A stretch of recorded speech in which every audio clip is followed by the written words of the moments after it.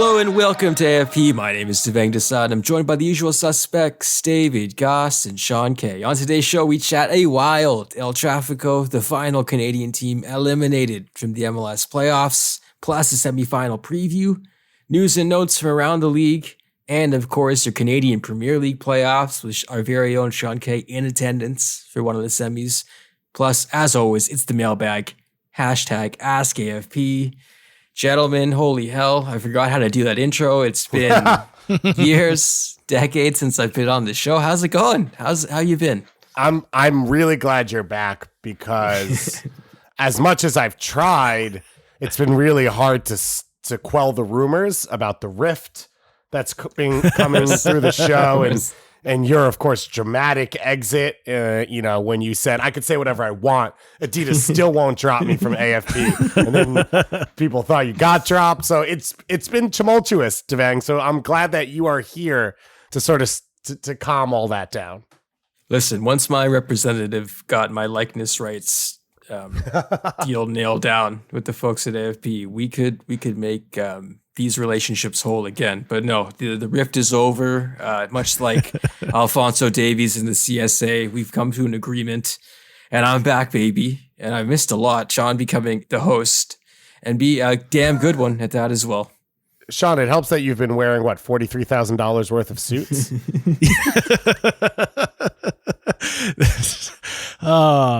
We're a grade A quality establishment, and we need to look like it. We need to look like it all the time. So I know I missed a lot, but I think the story that I wish I was around to talk about the most just happened. So I'm very thankful for that. But this whole story about the CSA and paying for the suits and asking for the training gear back from their players, I'm guessing these guys were not using the discount code for Indochino you get from every podcast you listen to. I'm guessing that was not part of the deal. It feels like that's the case. It also feels like they're not paying the Patreon subscription either. So they're getting the ads. They're not. They're not listening. There you go. They got time to fill. They've got time to fill, I guess. But we'll talk about that, of course. We'll talk about the World Cup inching ever so closer, of course. But before we get into the big show, I had a strange feeling watching that Montreal New York City FC game, because and I know this will sound crazy to the TFC fans out there who count me among them, but though I was sad to see Montreal go out the way they did, I was kind of happy that their national team players won't be in the situation where they could be hurt. Interesting. For Qatar. That's where I was thinking. Is that bad? No, I don't think that's bad, but I actually think most people have had the opposite, which was they won't play a game now for a meaningful game for a month going into the World Cup. And that's been a lot of the reaction I've seen. It's sort of I don't know. Sometimes you want to, like, they've played such a long season that you sort of want to have a bit of rest and relaxation. Like, obviously, maybe one more game would be great, but I still think having some time to clear the head, turn the page, get going, they're still going to be playing games and practicing. And I don't know. I feel like this is sort of almost the perfect time. Once again, one more week, I think it would have been ideal for the Canadian men's national team fan, not the CF Montreal fan who is a Canadian men's national team fan. But no, I think bubble wrapping, especially because they have so many guys. How dare we give these guys 2 weeks off, David, in the midst of a ridiculous slog that they now compete in, where there's 3 games every week and they're asked to do outrageous things every match. No, I think I'm of the other mind now. I've completely turned on this after I was begging Canada to schedule friendlies. Don't play it all. Just play the big games. Play the important ones. We'll see you when you see you. Avoid the injuries. I'm seeing Alphonso Davies light it up for Bayern Munich. I'm like, that's great. But also, protect yourself, man.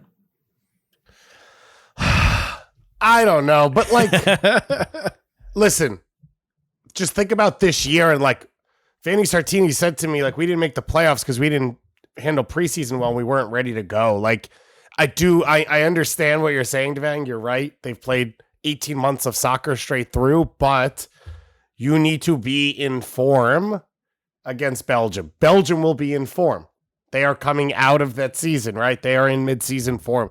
You need to be there, and there's just no way to replicate it. I do think the Bahrain and the Japan friendlies are the right move, but the U.S. is going to go with 7 players in practice and play against a U20 team of our own. I don't know that that's how you get prepared for a World Cup.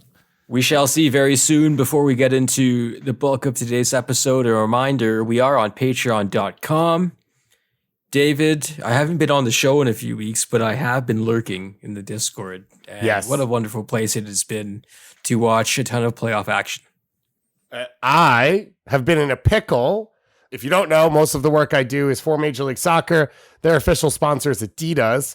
Obviously, Canada Soccer, whether we like it or not right now, is Nike. So I've been on the search for some Canadian men's national team gear that I could wear to support during the World Cup that doesn't say Nike in the biggest letters on the planet. And Mel S from the Discord saved my life. I now have 2 sweatshirts and a t-shirt coming, and that wouldn't have happened without the Discord. It's been hitting everything. I think there's been a little bit of non-soccer talk in there recently, a lot of Montreal bagel debate, or sorry, you can't see me. Air quotes, Jeez. Bagel debate and other things. Someone so comfortably quoting John Cena like that lets you know all you need to know. I also want to shout out Patrick because the T20 Cricket World Cup is going on, and India and Pakistan had a banger of an opening match, and Patrick mentioned it on the Discord, like David said, but we're literally talking every damn sport that exists, plus soccer, of course, with the World Cup coming up very soon. So join us at patreon.com/a football podcast. Get the show ad free, get it early on Tuesdays, and get that Discord access when we come back. A review of the MLS playoffs. Our final 4 is set, and there's no Canadian teams left. 93rd minute, Acosta deep out swinger, fired in by Morgan, rebound to goal! Arango scores! LAFC go ahead and stoppage time! Well, Chicho Arango wasn't a legend for LAFC yet. He is now.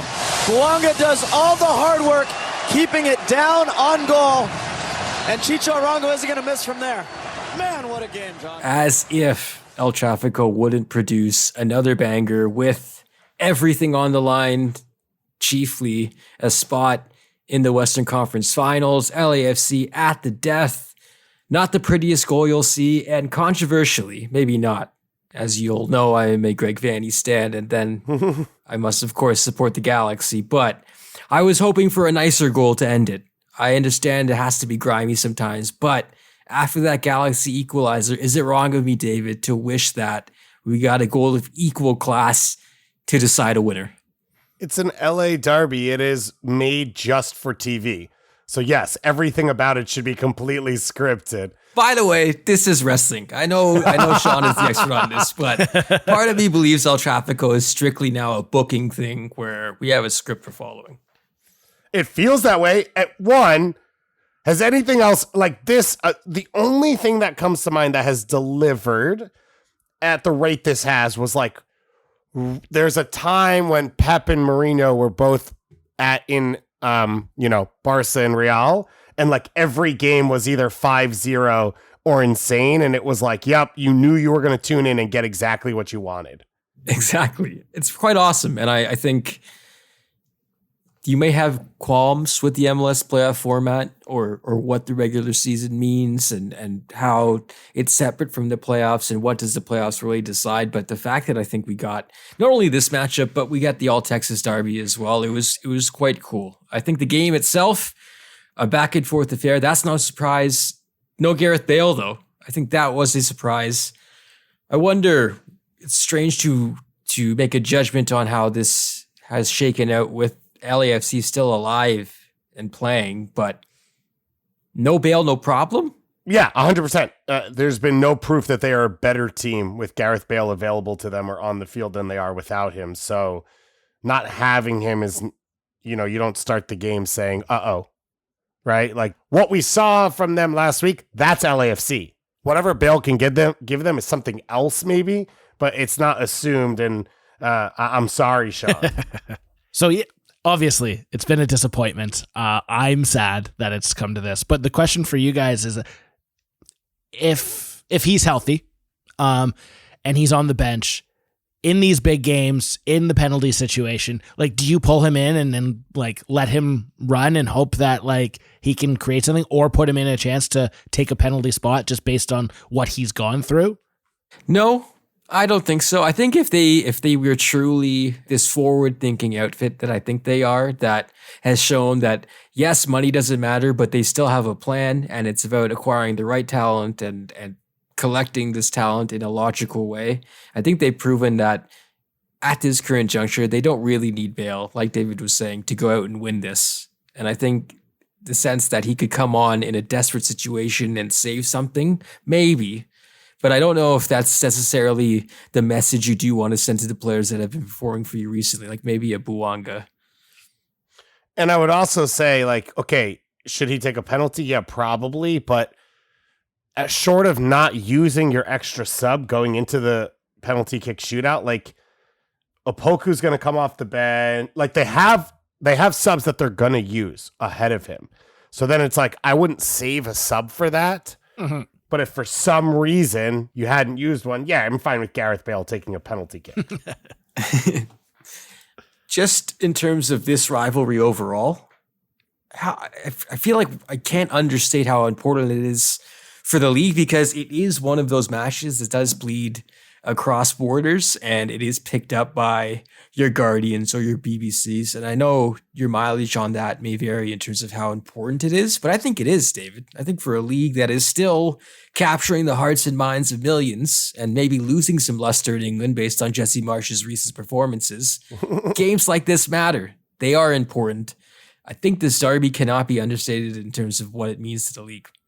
Yeah, I think one for me, and this is probably, just towards me, so it may not be the best barometer, but like I'm a huge NBA fan, and the Lakers played the Clippers at the same time in the second game of the season, home opener for the Lakers, and every NBA writer I follow, which a lot are based out of LA, was talking about El Tráfico at the same time. Like that's sort of a space that MLS doesn't normally exist in, and because it's real, and it's not real in like, yeah, there's this massive, Boca and River. Boca's the people, River's the rich, upscale neighborhood, 75 years of history and animosity that's truly built into the culture. It's not that, but again, because the game has delivered, and now there are so many elements of, that goal, we'll remember all those years when LAFC would give up leads. What about, there is a lot that goes into this matchup now that it is unquestionably the most important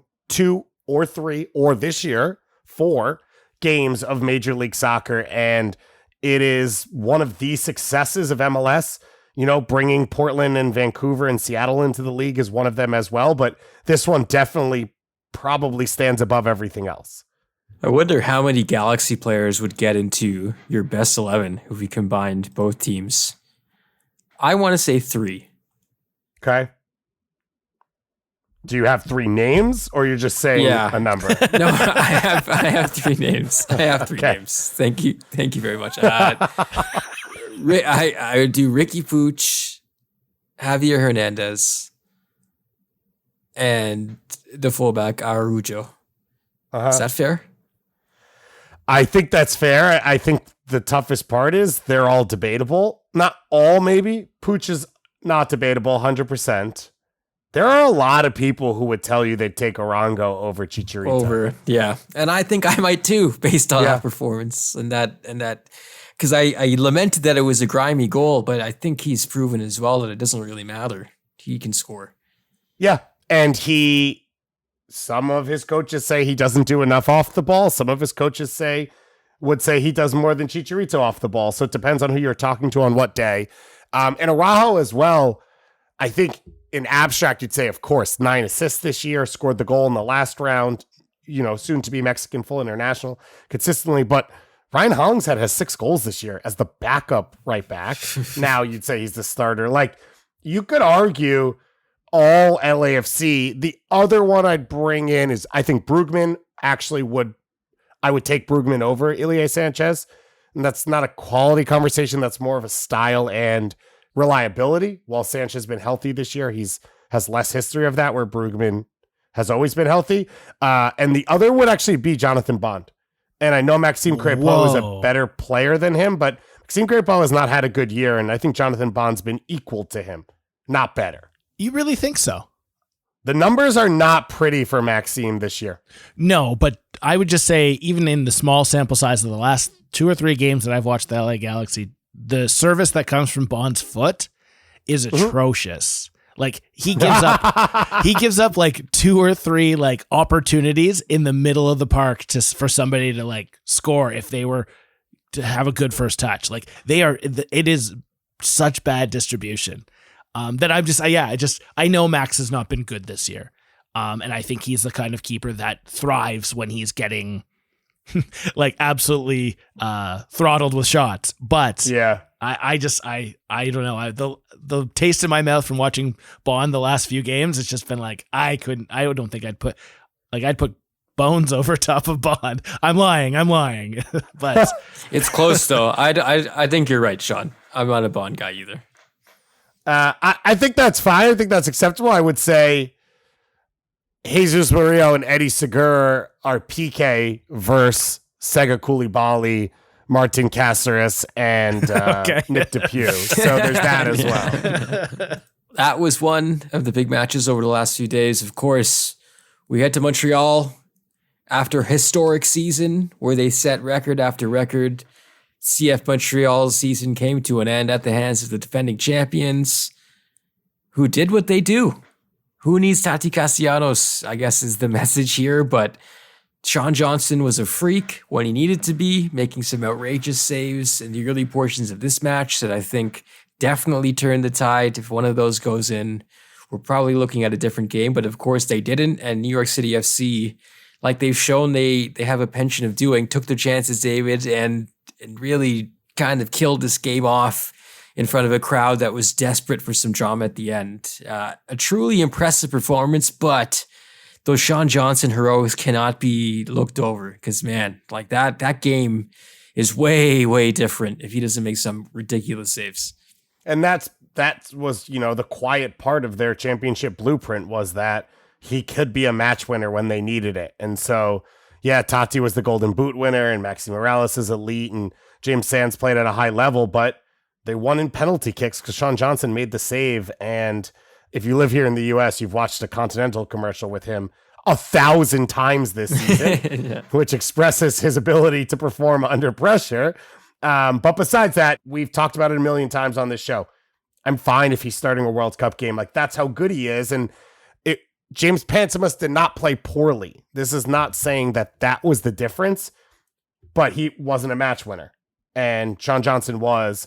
And I thought it was a pretty ugly performance from NYCFC, but it didn't matter. It was the performance they needed in a game like this. And that second goal, that may be one of the biggest momentum-killing goals I have ever seen in MLS.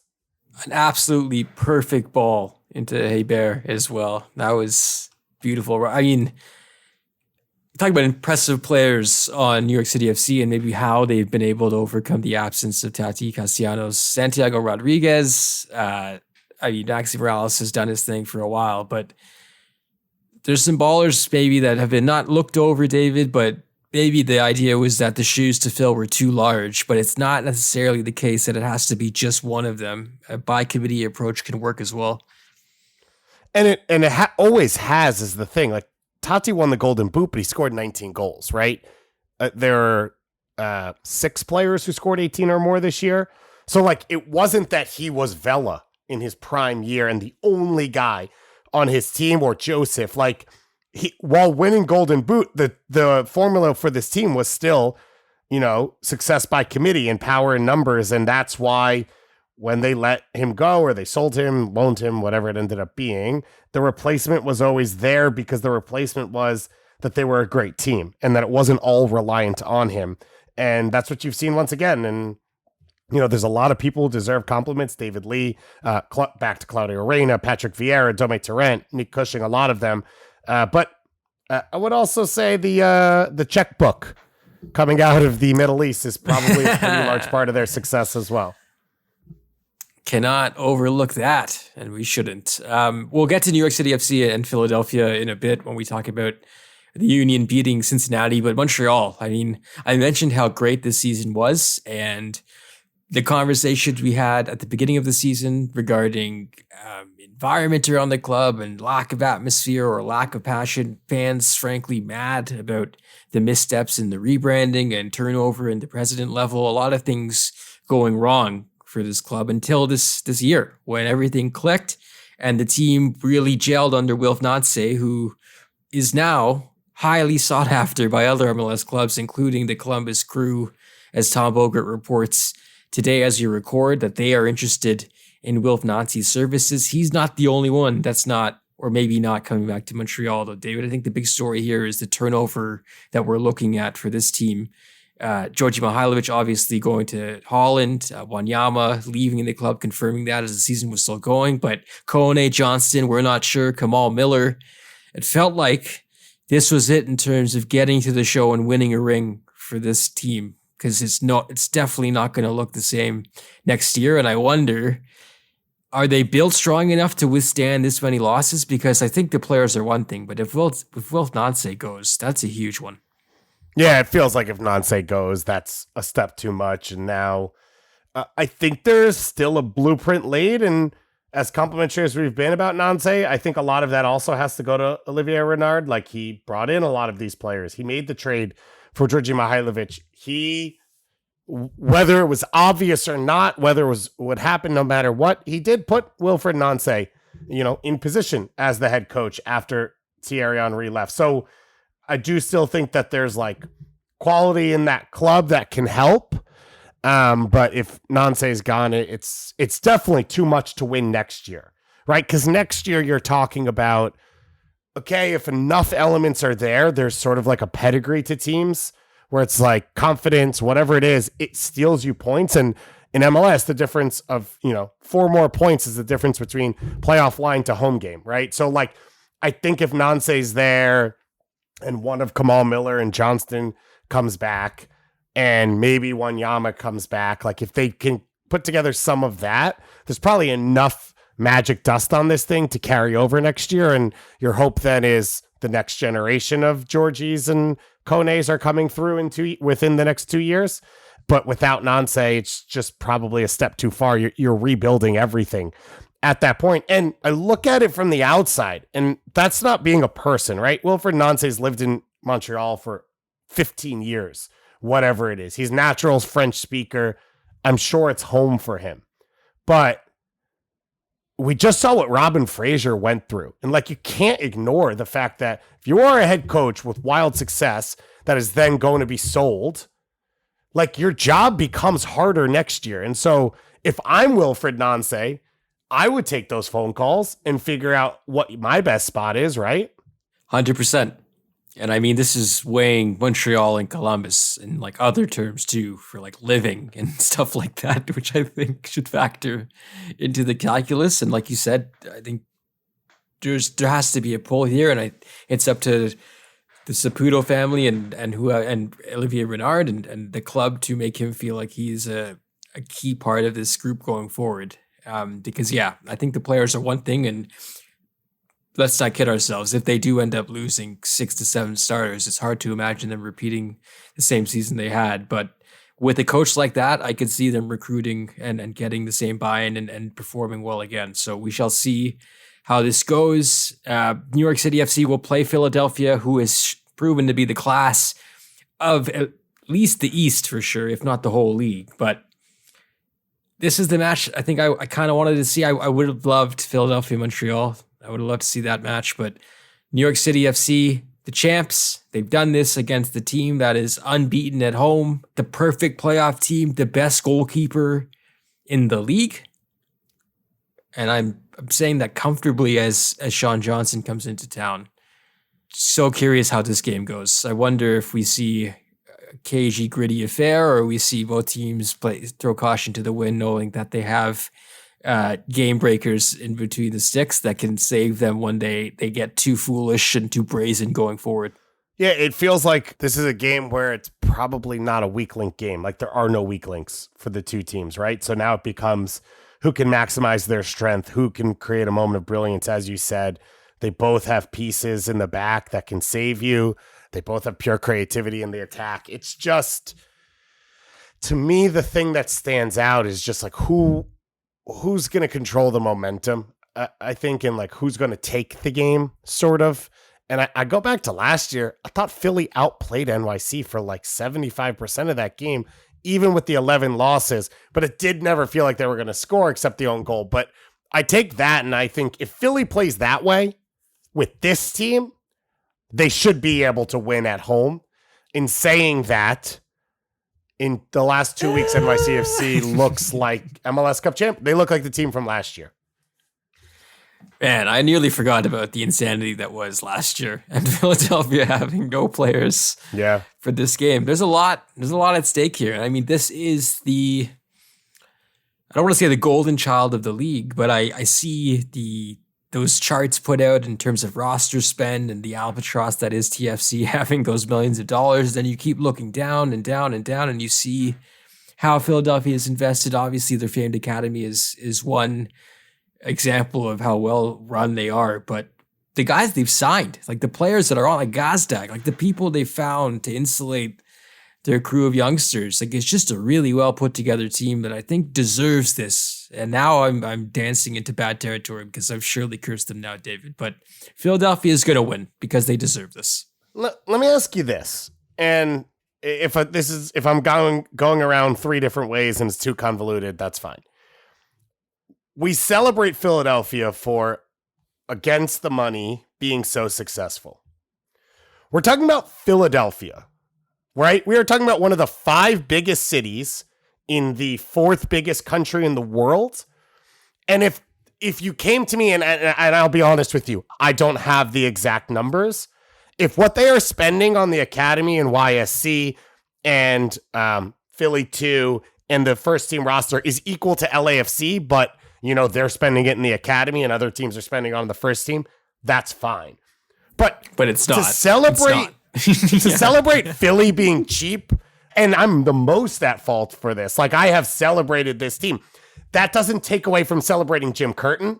That doesn't take away from celebrating Ernst Tanner, right? Within the parameters that have been set for them, they have succeeded. They have flown. But why are we so happy about this? I hate that. But I think this is the discourse when these charts come out, because a lot of it is mockery. It's like, look at how poorly some of these teams are allocating their resources.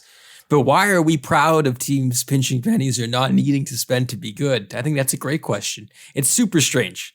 And I think that and when the MLS the salaries come out, those days, I think it's, I'm trying to see who is out there championing the fact that you can get by on a shoestring budget and you don't need to spend. Because I think that goes against the ethos of like the sport and where we're going and what this league should be and why it can be both. It can be a mixture of both. It is a strange thing to celebrate constantly while denigrating the clubs that are taking these leaps and not necessarily doing them that smartly. And to be clear, and I think part of the problem is like we're all fans of this sport globally. It's taking the celebration of Maccabi Haifa being able to challenge PSG, not today, but sometimes, right? Or Leicester City winning the Premier League and bringing it here where there's a salary cap, and it's like the difference between spending and not spending is $900,000. It's not It's not 87 million pounds. It's stupid. You know what? It's stupid. And after I just said Philadelphia deserves it, now I'm walking out of it. I would say the Philly fans deserve it. Do they though? Because the Phillies are good. The Eagles are good. The Flyers don't look like garbage. Things are going way too well over there. New York City FC is winning this game. Anyone who hasn't been a long-time MLS fan, I think Sean can attest this, of Sons of Ben, the way they basically brought an MLS team to their city without having a rich owner anoint them. That is one of the great MLS stories. And we're distanced from it now, so people don't talk about it as much. But and those teams sucked for years, and they still came to games. So the Philadelphia Union fans deserve a good year. Prediction. I've made 2. I've predicted both teams will win, so I've relegated myself from talking any further. But who wins this game? I'm sticking with both 1 seeds. I don't know why I said sticking, because I picked FC Dallas to win the West in my bracket, so Yikes. that doesn't help. But I have both 1 seeds. I wouldn't be surprised if either of the other two. I think NYC is probably closer in my mind than Austin. None of the 4 would shock me as MLS Cup champions, genuinely. If Austin won MLS Cup and you told me that today, I wouldn't be surprised. Like, they are good. The talent's there. Driussi's playing at the right level. They've got a good midfield, a great coach, whatever. So I wouldn't be surprised if any of these 4 win the title. And I think I'm going to be happy with MLS Cup no matter what. I think all 4 of these play good soccer. So, but I'm sticking with the 2 1 seeds. I was going to ask you city preference, because basically if NYCFC win and Austin wins, then it'd be in Texas. There's Philadelphia, beautiful Chester, PA, but Philadelphia is Philadelphia, great town. LA is LA. What's the pick? You can't lose with any of them, but I've been pretty excited about Philly.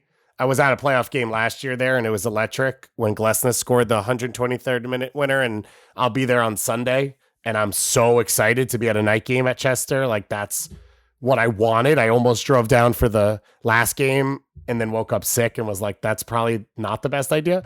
So I've been in favor of having it in Philly, and I don't.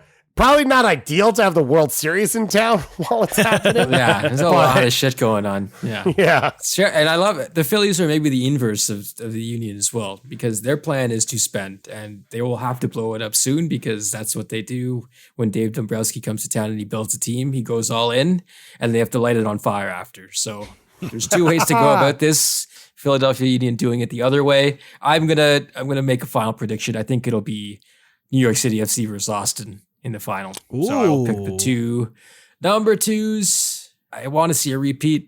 Weirdly. You want to see that banner hang next to the other one? Yeah, I do. You'll be able to see it. If you put 2 next to each other, you'll be able to see it.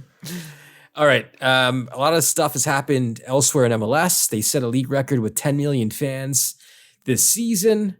Obviously, a lot has changed in 2022, including the removal of most, if not all, of the restrictions we've had in place. So it's not surprising, perhaps, that they've set a mark with the most teams that they've had in their league, but still, I think a very good number for them.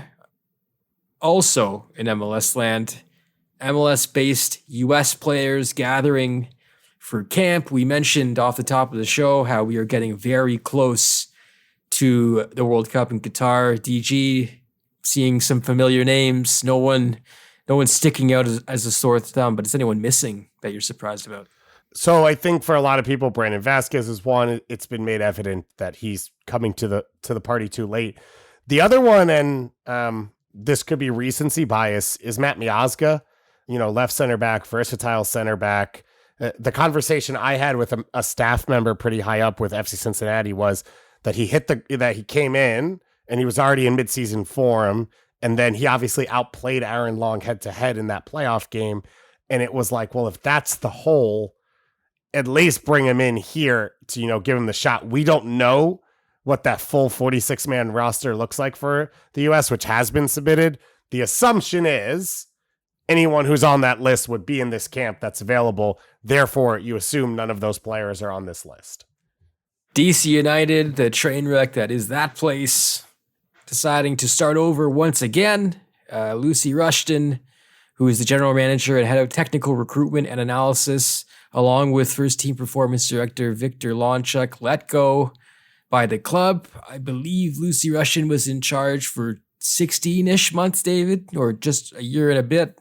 I don't know what the hell's going on there. I think this is Wayne Rooney's show now, I guess. Like, is that where we're at?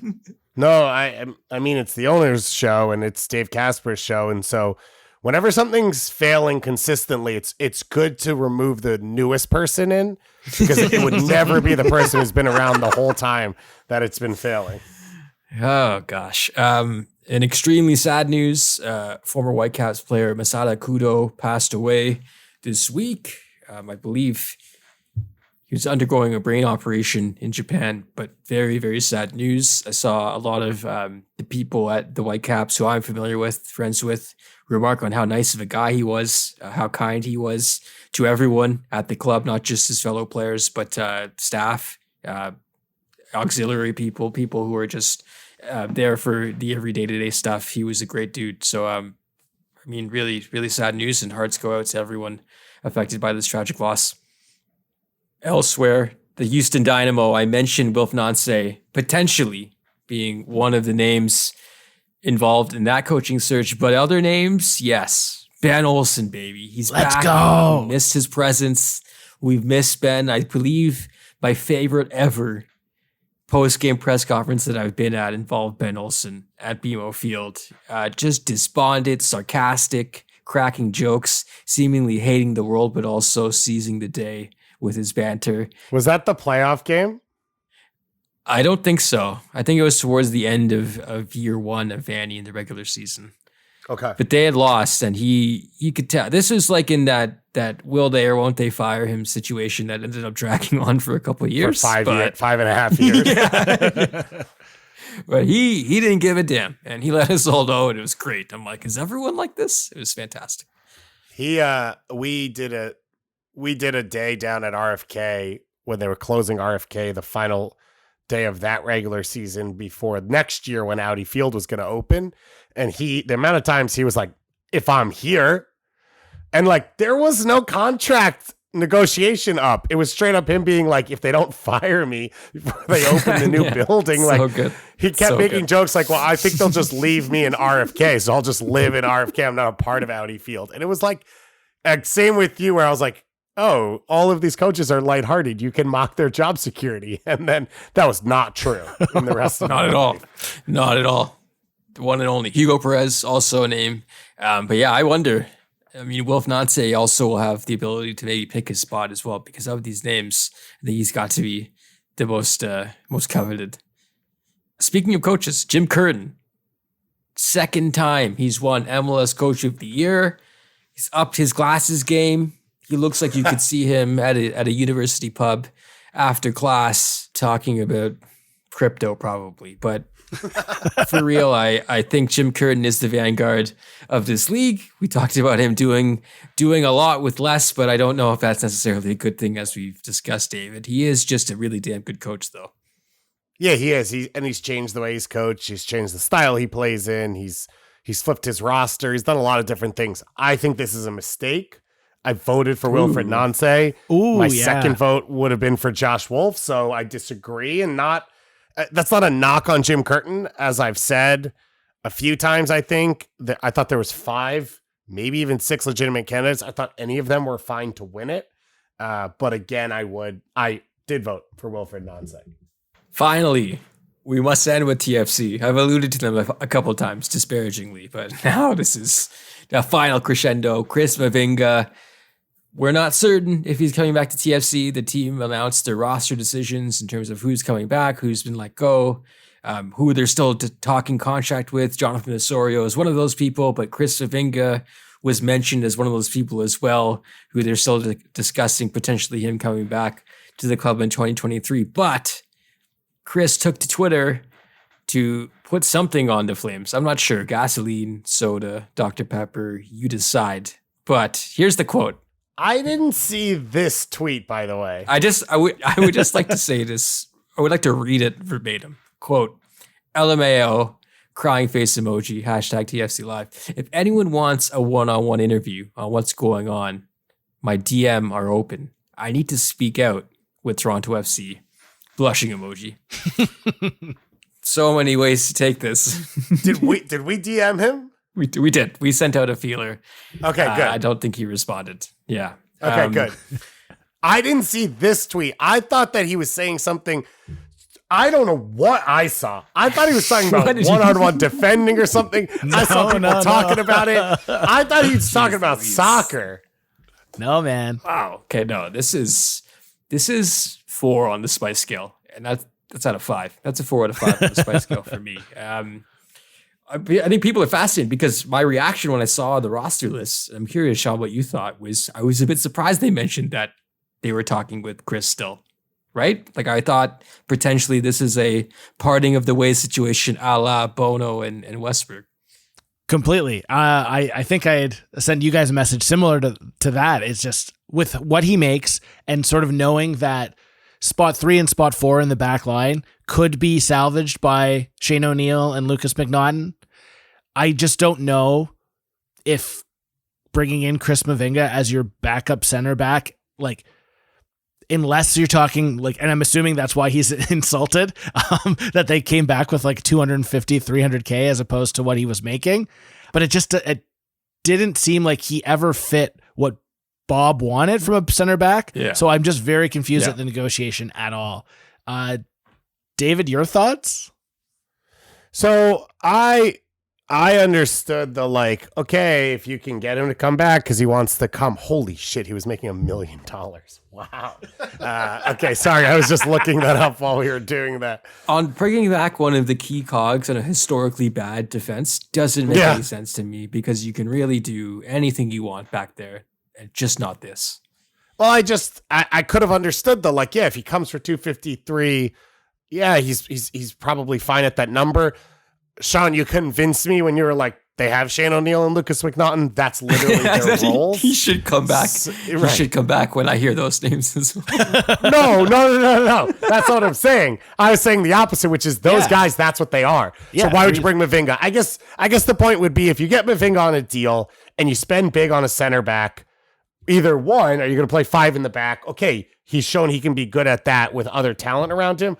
Or 2, it's just always the calculus, which is if you have 2 center backs, one's making 250 and one's making 1.2 million. Last year, that was Chris Mavinga and Lucas McNaughton. This year, that could be XDP center back and Chris Mavinga, right? So it would still be an upgrade on last year because he's the other guy now. But that's if he chooses not to. It's also a really good time to flame a team after you're a part of a historically bad defense. It's wonderful. 10 out of 10 tweet. I loved it. Multiple people sent it to me, and a single tear emerged from my eye as I smiled and thought, I love this game. We'll see. We'll see what happens. TFC, that roster will look very different, we expect. But up next on AFP, the CPL playoffs. We're down to 2. We're going to Ottawa, baby. We talk about the semifinals that just took place and preview the final coming up next on AFP.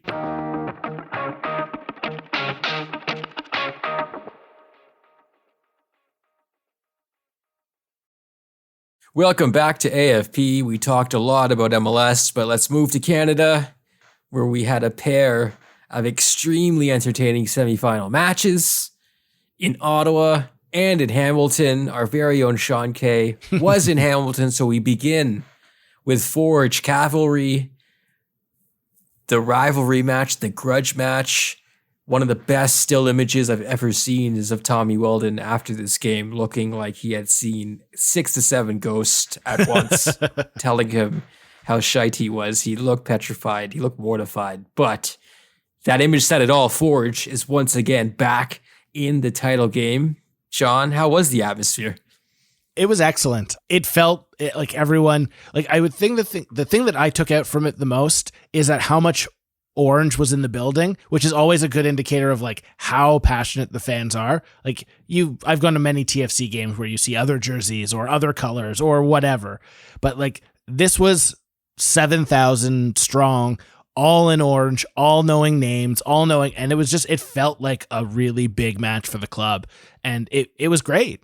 It was, I would say, I'll take from the game standpoint, I was really disappointed in how Cavalry set up in the match. And I know it's a playoff game and they're on the road and they just need to nick a goal, but they were not interested in playing soccer that day. Have they ever been in big games? And maybe that's their problem, is that they change too much in those situations. I was just really disappointed that they've got such a guy up top that while he might play Route 1 football in Joe Mason, he was just on an island just waiting for a ball coming from the left wing or the right wing. And I'm talking about the left wing of like the left back pinned in, sending a long ball over the top. Like it was just really disappointing from Cavalry that they're in this opportunity and they decided to just sort of sit back and hope that something went their way. What's the mangled George W. Bush quote? Fool me once, fool me twice, fool me three times. This is the fool me three times situation of this with Cavalry, where it's like, we know what to expect. Should we be surprised at all? That being said, I think the two big decisions by the referee, and I dug into Ask AFP to get one of these questions in, but Mikey116, beloved member of the Discord, asking, was the Bekker red card too harsh, Sean?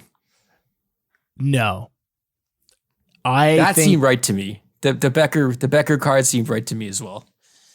I think just with I don't think there was any ill intent or anything that was wrong, but Kyle Bekker was tracking the ball and not knowing anything around him and put his boot up like chest to chin level and went through. And so honestly, at that moment, I was like, good on the ref for knowing it, seeing it, and just being spot on and making the right call. I don't know if you got to see that one, David, but what were your thoughts? I did not. I have not seen it yet. Skip me. Yeah, fair enough. It was a tough one, right? And the thing that's really disappointing in all of this is that Kyle Becker's not going to be in a final, and that's the brutal part. Yeah, and he's the guy that's going to really help that team sort of stir the drink and get things going. Kudos to the ref for deciding to make that call, which is right. Also, kudos for him for making a clearly wrong call to even up the sides again and give that Norman red card. I think he's like, you know what? This game should be a little more exciting. Let's make it 10v10 with a clearly diabolical decision, because that was not a red card. Completely. That's the thing is I gave the guy credit, and then 4 minutes later, David Norman. He's like, I made a mistake. I'm sorry, guys. I'm gonna even this up again. Okay, I would like to weigh in and say I like the red card on Kyle Bekker. You like it? Okay. Thank God. Yeah. Thank God. Yeah. It was the right move. Intent is not everything. If something's dangerous, something's dangerous. Yeah, agreed. That's where I net out as well. I think the Norman issue, it felt like a makeup call, which didn't need to be made. Don't get me wrong. David Norman was suckered in to make a mistake, and he should have known better. Like, you shouldn't shove somebody. And I know it's a bit of a shoving match going on in that situation. However, that every day of the week, that's a yellow card or sometimes a no card in some skirmishes. So for the ref to come back and immediately drop a red, you're just trying to make up and bring the game back. Absolutely love it. Shorthanded hockey, 4v4. Yeah, I need you know how in the NHL they announced the penalty or whatever is going on and the crowd biked up. I wanted the ref to announce at the half line, hey guys, I think we all just want to see 10v10, right? So I'm just gonna do this. Cool? All right. And then blow his whistle and play on. So I know that we're going into a final, so we're gonna talk about that, but just curious, if next year we have Forge Cavalry in the playoffs, does that excite you? Does that excite people in general, do you think? Or is have we done it enough now? I think we've run the course. Really?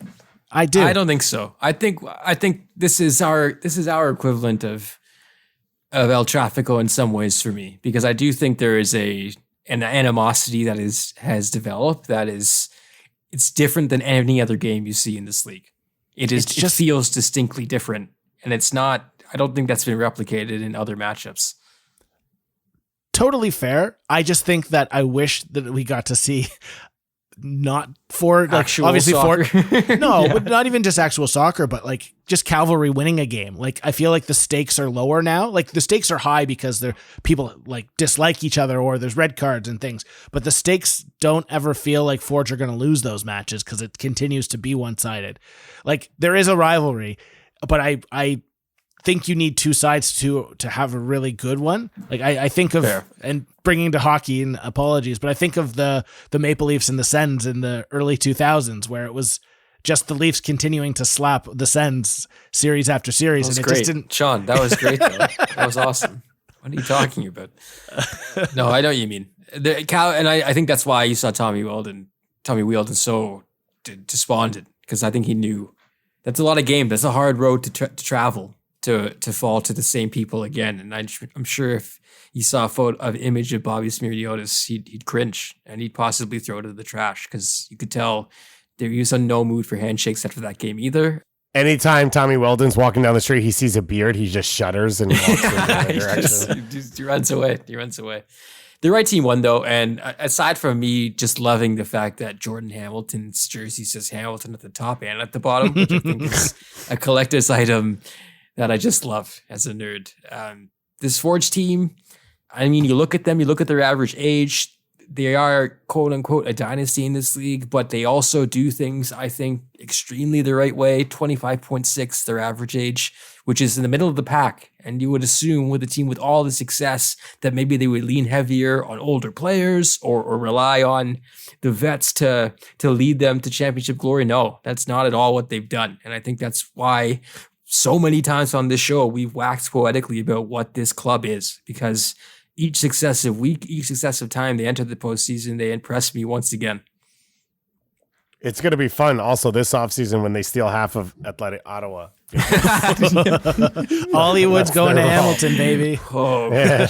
Well, that leads us to the other semifinal, and what I think was something also that, as a maybe if I'm putting on my Rob Lowe CPL neutral hat and I'm just cheering for the league, I'm glad that they got Atletico Ottawa in this final, because I know Pacific are the defending champs, and I think it would have been weird if they got rid of their best player and still made the final. I think that would have been bad. And I think it's good that perhaps that decision did come back to bite them, because if you looked at this game and you looked at the two legs, boy, I wonder if Diaz was there, we're looking at Pacific in the final again.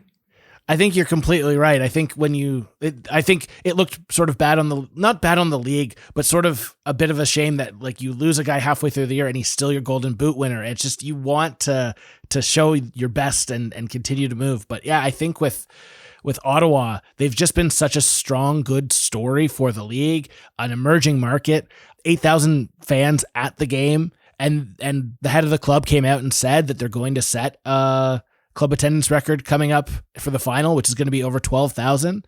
Awesome.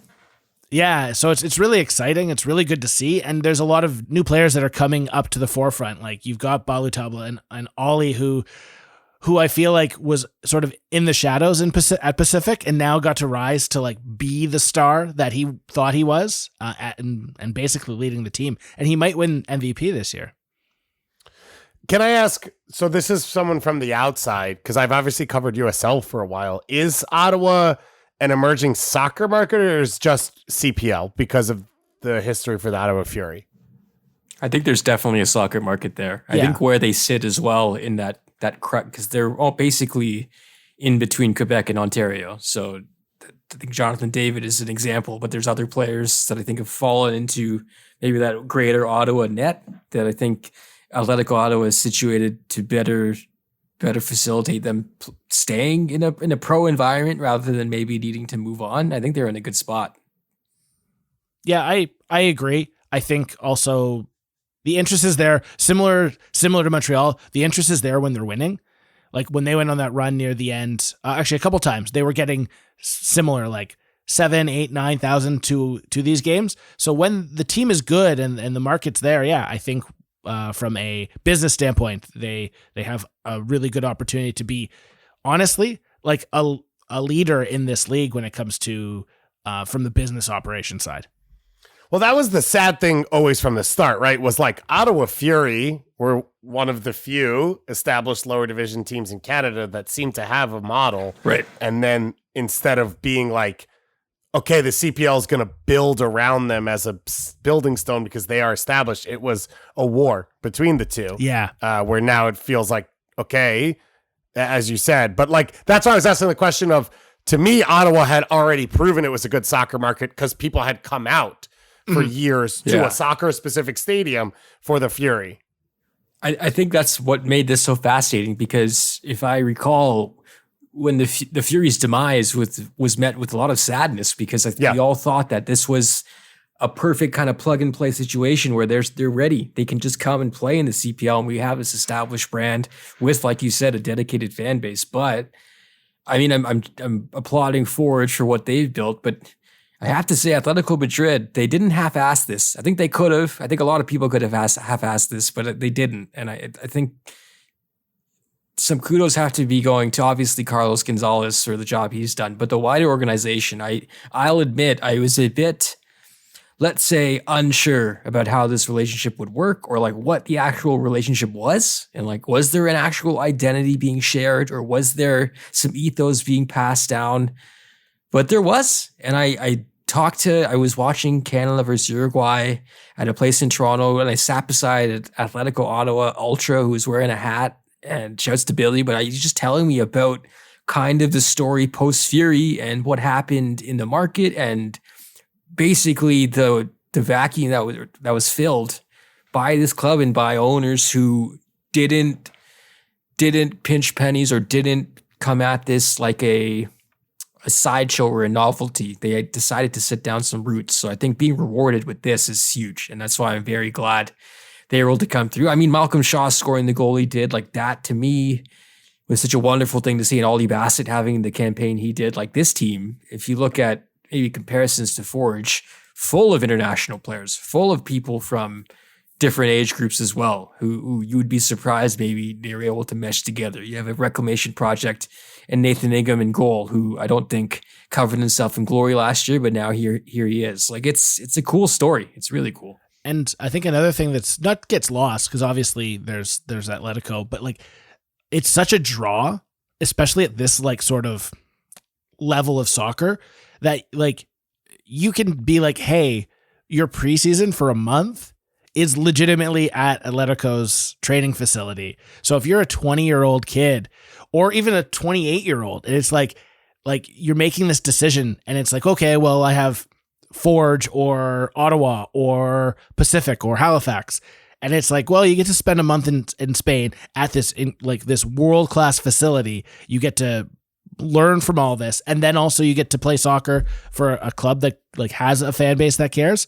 They've got so much opportunity here to be a powerhouse, if not the powerhouse, if they continue to do it right. The final is set for October 30th, 6 p.m. Eastern, TD Place. Who are we picking? I mean, Forge, they only know finals. They have revenge on their minds after falling to Pacific, where the weather was quite bad. I don't think it'll be as bad this Saturday. They also don't have to go to Nicaragua or wherever it was. Yeah, exactly. The week of the game. Exactly. That being said, I'm going to pick Atletico Ottawa. I think this is the charm season. I think Carlos Gonzalez will dig deep with this squad one more time and become champions for the first time. What about you guys?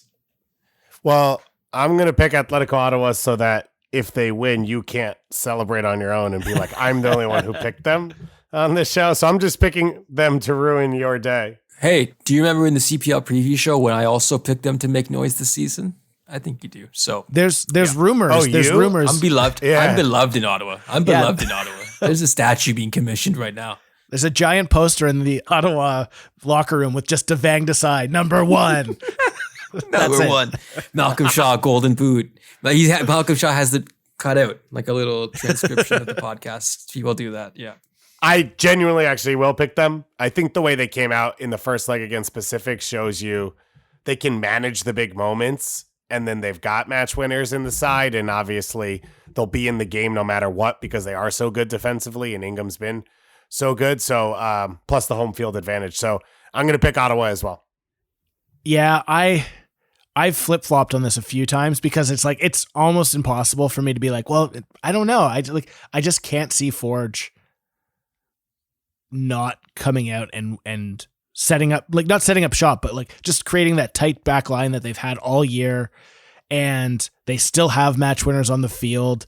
Like David Chouanier has sort of really stepped his game up this year. I really like the way he's played. He really stepped up even when Kyle Bekker left the match. And then obviously Anshinotti Janssen has been so good in the back. Like he's a friggin' midfielder, and then they're like, just do you want to play center back? And he's been MVP this year in this position. So I'm going to go with Forge just because they've been there, they've done it, they understand big moments, and they have some experience in that team that maybe Atleti doesn't totally have. So I'm going to go with Forge on the day. There you have it. Sean saving our bacon by picking Forge, so Hedge we don't it. look completely foolish. Yeah, this is how you play the game. Quickly, year-end awards in CPL. We got the Coach of the Year finalists: James Merriman, Bobby Smirniotis, Carlos Gonzalez. I will eat, I don't know, a boot if Carlos Gonzalez doesn't win. I'll eat a boot, I guess. Yeah, some sort of bootleg product because he's going to win. For everyone out there who doesn't know, this is a fake bet because Devang Desai loves boots. You got an air fryer, cooks anything, 6 to 7 minutes, put some seasoning on that. It's good to go. Player of the year, though, I think is interesting. I also want to lean Ottawa here, but it's Ancinati Janssen, Manny Aparicio, Ollie Bassett, Rea from Valor, Tabla from Atletico Ottawa, but I think Ollie Bassett should win this. What about you guys? Oh, this one's a tough one. I think Ollie Bassett should win it just on the basis of how much he did for Atleti Ottawa. But I just think that the voters and the people who get to really love Ancinati Janssen. So I think I'm going to pick him. I think he's the one just based on how the media will vote. I also think people, for right or wrong, sometimes go, well, we voted for Carlos. People say, I voted for Carlos Gonzalez. Spread Am I really going to vote player as well? And I disagree with that because I do think you're talking about a turnaround, right? You're talking about rebuilding a club or, setting a new tone, rebuilding. It was never even built, right? So I don't think that's wrong. I would be happy to vote for both Carlos Gonzalez and Bassett, but I understand what Sean's saying, and I won't be surprised if that's the way it goes. There you have it. CPL talk. Once again, that final Saturday, October 30th, Halloween Eve, which I don't think is an actual day, what it should be. We should really celebrate Halloween Eve. Just make it a full weekend thing. 6 p.m., get around a TV. Get your soccer-loving friends around it too. This final should be really fun and capping off a really fun CPL season. When we come back to close up this show, it's the mailbag, Ask AFP.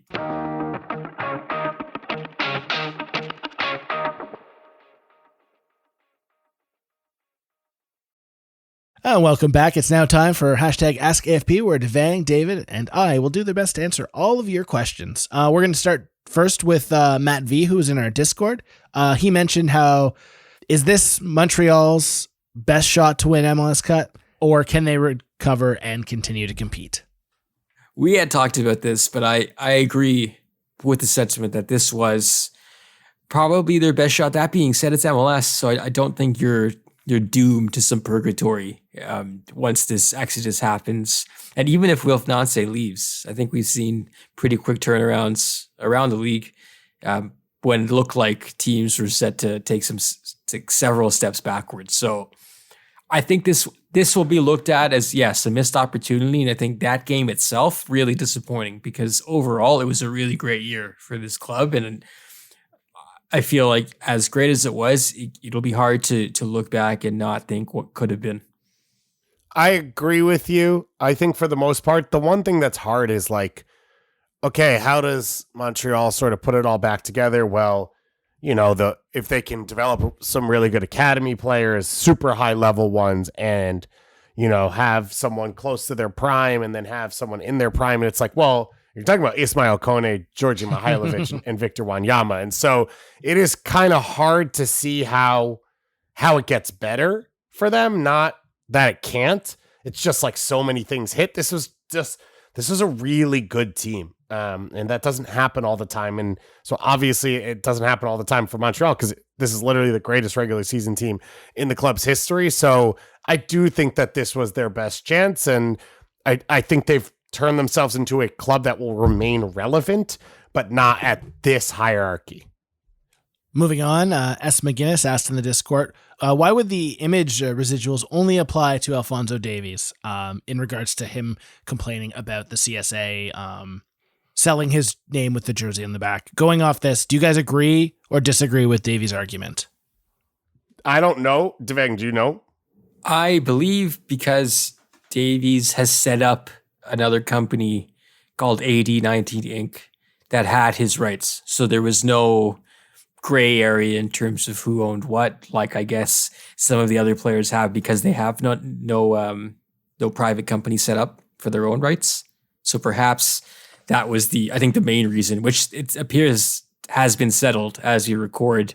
The CSA came to an agreement with Alphonso Davies regarding this name, image, likeness thing. So the deal just needs final signatures, which made me gasp, because knowing the track record we've had, those final signatures feel really key.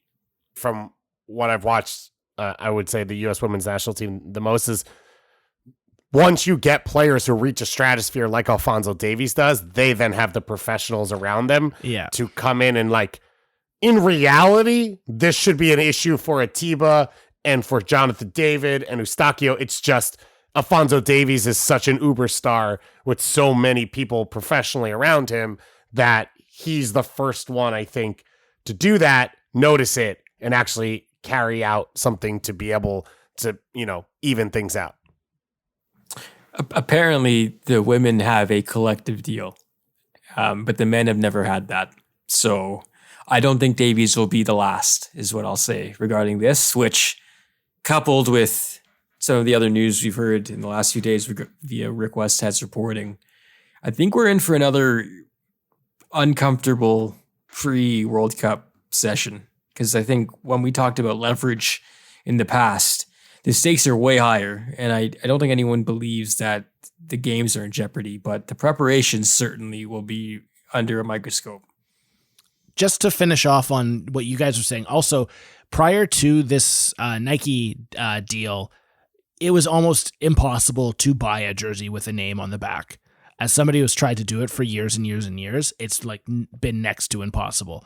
So Sean's like, you want to know the proof? Ask the guy who prints random letters down the street who I bring jerseys to. Exactly. So this is probably the first time it has ever come up. And to be perfectly honest, I bet you in regards to like numbers that are sold, I bet you like you're talking a handful of for everyone else, but Davies is probably in the hundreds or thousands. So it's probably why it finally it got bubbled up. I did notice when I was looking for the stuff that now there's Atiba and now there's Jonathan David that were pre-printed, rather than, I assume you just bought all your letters for Stalteri and put them on yourself. I have an iron that is good for that kind of stuff. As for the rest of the CSA stuff, I think you're right, Devang. When we had Josh Cloak on the show, I guess about a month now, it was like, it all felt okay and felt like it was going to be handled. And then immediately after that show, it just all started to come out and crumble again. And I do worry that the next couple of weeks, if Westhead is digging in and players are talking, it's not going to be pretty. Moving on, Jason G asks, will Jesse Marsch make it to the World Cup break as coach's with Leeds? Or is he going to be let go before? If he makes it to the break, how much time do you think he has before he has to turn it around? I have a dear friend who is a massive Leeds fan who thinks he's done. Like it's the next result that goes poorly that will be the end. The Fulham fans are singing "Sacked in the Morning" to him, and they know if a Fulham fan sings that to you, you better damn well know that things are going quite poorly. I don't like to see it because I generally like the idea of everything about this, but I don't think he lasts. And I think he goes before the World Cup break. I also don't think he will make it, but if he does, I think he'll have the rest of the year, because that's too big an opportunity for a club where if you're going to change coaches potentially and you don't do it before all of a sudden this unexpected and unprecedented month-long break in the middle of your season, like, what are you doing?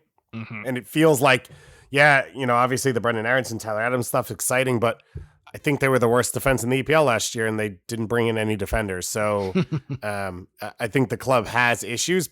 I would say, I said this to someone today, he did better than Bob Bradley. Like, Bob Bradley had zero positivity. Jesse Marsch kept them up last year. Yeah. So, like, it might be incremental, but we're getting there. We'll see what happens next. It does, I will say, as a USA fan, I think Jesse Marsch should be coach of the U.S. men's national team. I think the style fits him. The players fit his style. A lot of them are his players, right? Tyler, Brendan Aronson at this point as well. But I would never expect him to leave an EPL job for that. So if this happens, it might be, and my guess would be he would really only want it. I don't want to say that because I think Jesse Marsch feels very strongly about the U.S. men's national team. A lot of people in the U.S. soccer sphere do, right? It's what we grew up believing, and that was our pinnacle, all that stuff. But I think if you're going to appeal to Jesse Marsch, who now will, right, if he gets let go from Leeds, he'll have other chances in Europe. Will be the host country. Like, genuinely have a chance to win a World Cup as the host country for the biggest World Cup in history, and that's the best pitch you could give. And so if it's going to happen, I think it's going to happen now. Just coming up next for Leeds, they have Liverpool on the 29th. So that's Easy 3 points. Exactly right now. Sorry, Nick. Bournemouth, Wolverhampton in League Cup, and then Spurs before the break. So. So 12 points on the trot. So Jesse's going to be top of the table by the end of World Cup. Last but not least, a very controversial discussion in the Discord. David has been on a tangent against Montreal Bagels. Oh, stop. It's called a crusade. Crusade. Sean, it's called a crusade. And so we were just one holy war. Some might even call it a holy war as well. Stop. You have to care enough to have venom. I don't even care. I don't know. It sounds like there's passion behind this, David. And here's the truth, though. David is right. Montreal Bagels are nothing. Wow. They're nothing to write home. Really? David's right. He is.